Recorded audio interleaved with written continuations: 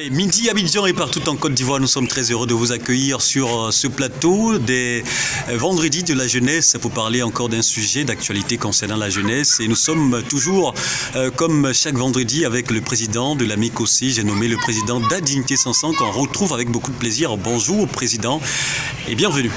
Bonjour monsieur le journaliste, c'est mon frère Kofi Josne.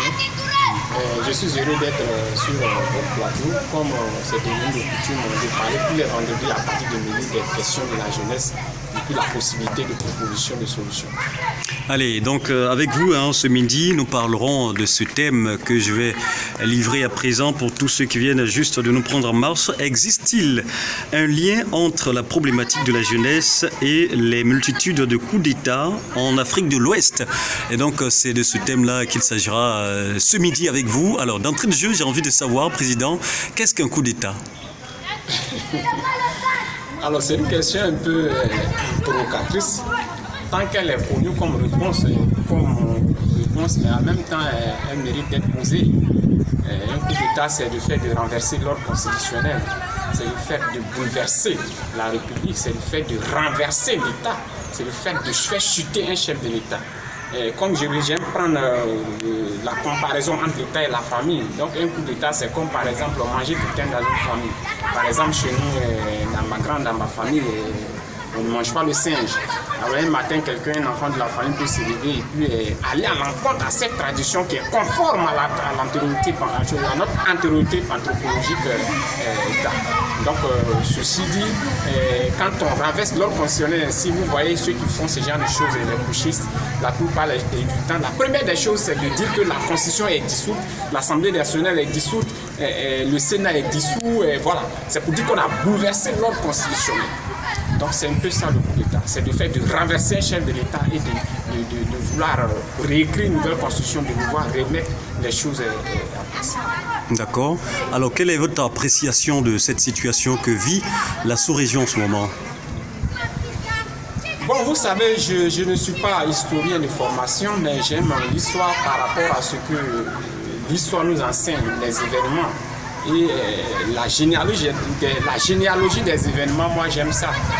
Vous voyez aujourd'hui en 2022, au 21e siècle, nous sommes aujourd'hui, depuis les années 45 jusqu'à ce jour, à plus de 200 États en Afrique. Voilà, au début des années 60, l'État, jusqu'aux années 90, l'État était considéré comme étant ce qu'on appelle en Côte d'Ivoire viande d'éléphant. C'est-à-dire celui qui, quand il est fort, il vient, il coupe, il prend le pouvoir comme il veut. Et généralement, les anciennes colonies, selon leurs intérêts, choisissaient les putschistes, ils pouvaient défaire les chefs d'État, les remplacer. Et voilà. Mais après, à partir des années 90, le système a un peu changé. On a estimé que, alors que dans les constitutions, il était écrit qu'il y avait le multipartisme, il y avait plusieurs partis politiques, mais tout le monde sait que on gérait, c'était le parti unique qui faisait foi à l'époque. Donc, à partir des années 90, on a fait croire au peuple que désormais le peuple a son mot à dire dans la gestion de la République. Donc on passe du multipartisme. C'est ce que le président Mitterrand a appelé, qu'on appelle dans les années 90. On se souvient que le président Mitterrand avait parlé de la déclaration de la Baule, où il avait conditionné désormais le soutien de certains pays africains par rapport à leur ouverture au multipartisme, à leur ouverture à la démocratie. Ce qui supposait que désormais, les chefs de l'État, d'accord, pour avoir le soutien des institutions internationales, on devait s'ouvrir, devait donner la part belle du pouvoir au peuple. Malheureusement, le peuple qui a pensé que c'était une réalité a commencé à basculer. Pourtant, il n'en est rien. Donc, les coups d'État qui ont suivi après les années 90 étaient du fait que, généralement, c'était des gens qui avaient soif du pouvoir. Et qui ont mis à dos le peuple avec leurs problèmes et puis prennent le pouvoir.